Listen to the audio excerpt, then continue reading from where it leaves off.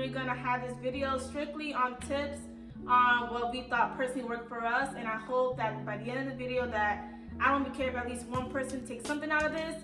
So without further ado, we're gonna get started, and I don't think I actually ever introduced my husband, but here's Jalon. I'm Jalon, Nisha's husband.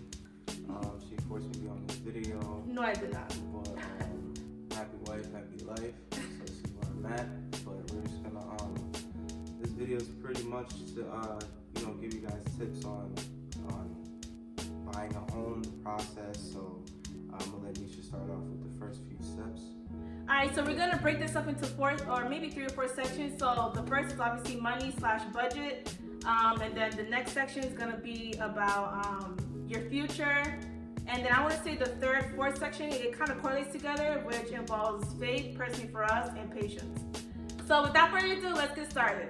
So the first thing I'm gonna say is when it comes to the process, it's pretty much creating a savings, and that takes a lot of discipline, because we all want to shop, we all want to go out to eat, we all want to just buy things, go out with our friends, and that's cool. You can still do that, but you just need to discipline yourself. And that doesn't mean you're broke, doesn't mean you're poor. It's just saving for a brighter future. So put aside money with it, even if it's $20 a week, something that just to keep the flow going and being consistent with it. After while you're doing your savings, you also want to check your credit score. Oh yeah, definitely. Oh yeah. Make sure your credit is find out where your credit is and see where you need to get at as far as your credit. Credit is king. You can have all the money in the world, but if you don't have enough credit to back you up, then it means nothing. So making sure that taking care of all your debt. We all got student loans, so they don't really look at that like that because everyone has student loans. But if there's anything that you didn't pay for a while, like old bills, old accounts, or even might be going collections. Yep. Personally, I can speak for myself. I had to get out of at least. I only had about 3 major things that was kind of impacted on my credit score, so I had to kill those. And believe it or not, guys, we actually use our stimulus check, the $1,200 stimulus check that we got during the beginning of the pandemic. I used my stimulus check on killing everything that I could. Thankfully for me, my collections and stuff, they weren't high, so I was able to kill all of them with my stimulus check. But we were just thinking long terms. We didn't want, of course, we wanted to shop with that money. You know what I mean? Thankfully, Jalal was working and I was working, but my hours kind of got cut.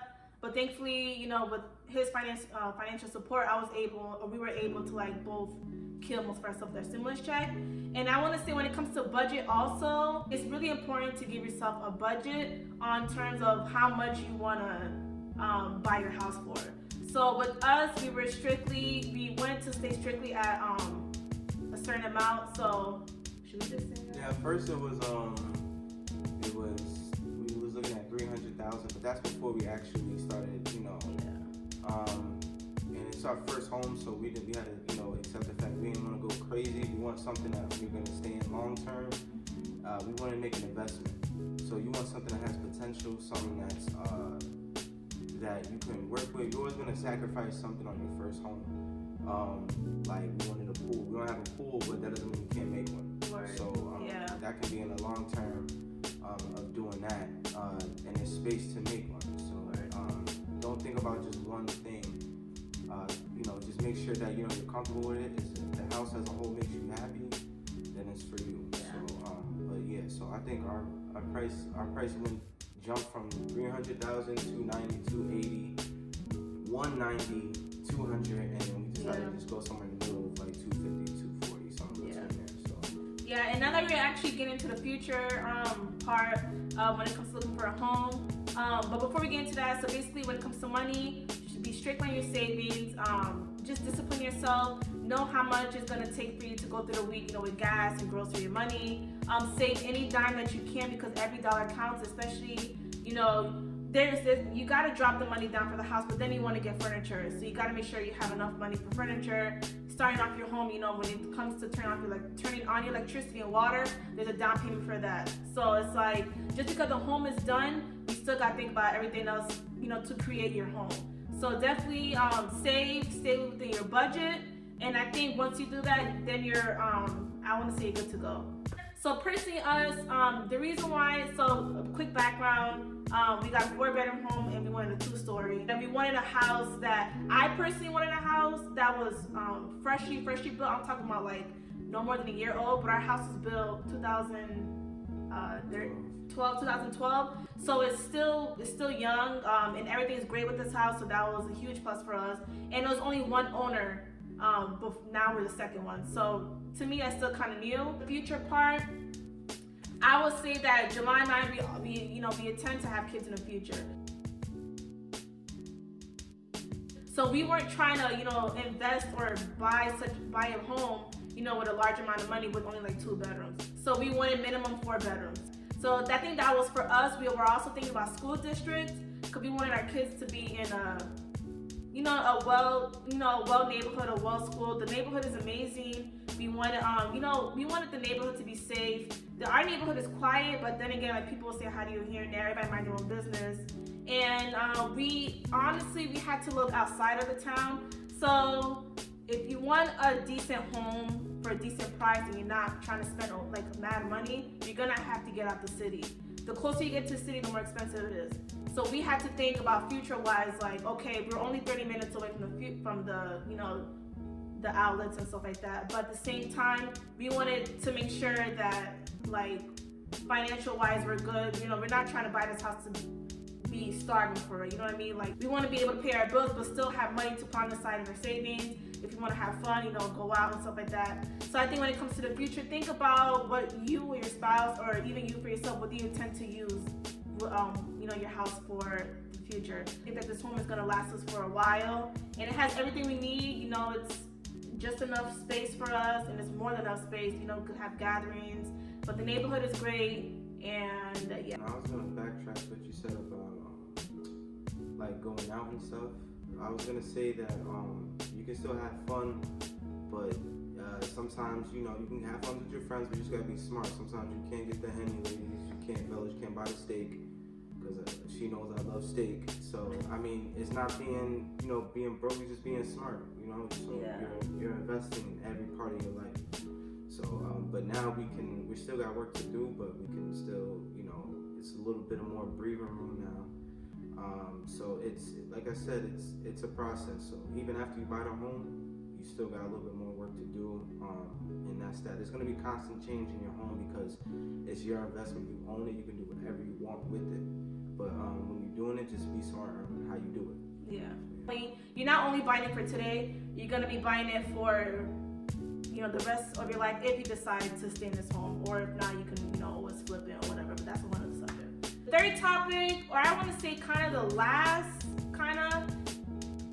Hey guys, all right, sorry. So real quick, sorry for interrupting. I just peeped that we missed a point in the video, and we want to make sure that we get everything covered. So luckily, I was editing this video and I just low-key peeped. So what we forgot is that you want to make sure that you have a great team behind you. Obviously, for that being said, you want to make sure that you have a great real estate agent and a lender. As far as the agent, you want to make sure that someone's actually there for you and not there for the money. You want someone that's going to understand exactly what you want, what you need, what kind of town you want to be in. If you're looking for a single home, condo, apartment, whatever it is that you want to invest in. Shoot, it could be even a trailer, but it's whatever you want. You know what I mean? You want someone that's going to look for homes, reach out to you, keep you updated on the process, and, open houses. Yo, we got an appointment today. You know what I mean? So you want someone that's actually listening, and there are people there that actually care and actually love their job. So you want someone that's not going to play you at the end of the day. Obviously, the same for the lender. You want someone, listen, you don't want to be in something that you're going to later regret. That's really basically it. The contract is exactly what y'all spoke about. Closing date, there ain't no extra fees. You want to have someone that's going to tell you, okay, look, get your credit score here. You know what I mean? So your interest rate could be lower. And it just, all that just combined. You don't want to have someone that's going to play you. Because at the end of the day, you're in this for a while. Yeah, you could get out of it, but it's gonna take a whole lot of time. Don't waste all of that time to soon later regret it. Then you gotta go. It's just too much. You know what I mean? So basically, that's all I have to say, real quick. And yeah, let's get back to the video. Is faith and patience. So I want to say it takes a lot of faith and patience when it comes to this, because number one, so you have the money, you kind of know what you're looking for, but then it's like, okay, now you gotta look for it. Don't get discouraged, guys, if you know what your realtor and you don't find, you know, the home of your dreams on the first couple visits. Thankfully for us, which is like so crazy, this was actually the first house that we've seen, and we only look for a home. We only look for houses for like 5 homes on one day. Yeah. And this happens to be the first.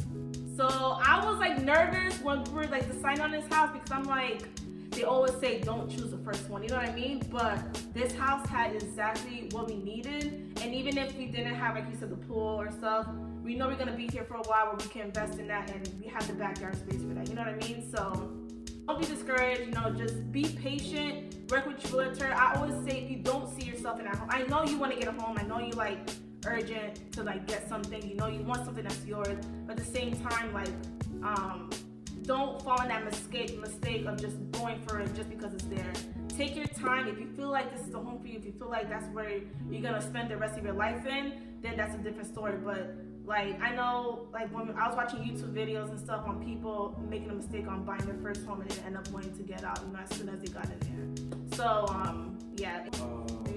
Or patience. As far as, you know, patience, you gotta realize there's multiple people that's involved with the process. You got yourself. You got your agent, you got the sellers, you got their agent, you got your lender, you got the underwriter, you got the title company. You'll find out what that is, you know, if you look it up, or another topic. Yeah. You got your credit score. Consider that a group. You know what I'm saying? Keeping up with your credit score, make sure everything's right. And you got your job. Like wherever you're working at, yeah. Your job's involved with it too, because you got to get managers to, you know, prove that you are working. It's a whole hassle, so you got to realize it's not just you. Someone may not be on the same time and you are, so your faith will get tested when you find yourself like, dang, what's taking so long? But I mean, that's it. But I would say one thing that you could get is cold feet too. Don't think of it as like, oh, I'm about to have this crazy loan forever. You know, think of it as you're investing. So I can't say that word enough, because I mean, you know, property is really key. You know, that's one of the keys to success. So just making sure you secure your investment, you know, and just doing whatever you want after you get that investment. It's a great feeling once you sign those papers. So I'm gonna say, like, we and also with talking back with Faith, me and July had to make sure that we were, you know, like we're communicating and like making sure that we're both on the same page, because like there's plenty of times where, you know, because our first official closing date was August 28th, then it got pushed back to September 1st, then September 10th, and then obviously September 14th is when we actually closed. So I was like not kind of getting tight, but I'm thinking like, is this for us? You know what I mean? Because everything keeps getting pushed back, and I'm thinking like, God, like, should we even do this? Or, you know, I'm kind of getting nervous, because it's like, I believe that this is ours, but then so many other obstacles came across where I'm thinking like, should we even do this? So like Jalal said, I was getting cold feet a little bit, because I'm like, everything is not working in our favor. But, you know, when it comes to faith and God, like, everything worked exactly the way it needed, because believe it or not, it wasn't us that was the reason why it got pushed back. It was the seller side, but it worked out in our favor. So like with all the patience that we had, you know what I mean? Like we just kept having faith and just hoping for the best, because we knew it was ours, but it was just a matter of when it was gonna be ours. So I want to say, like, just always have faith.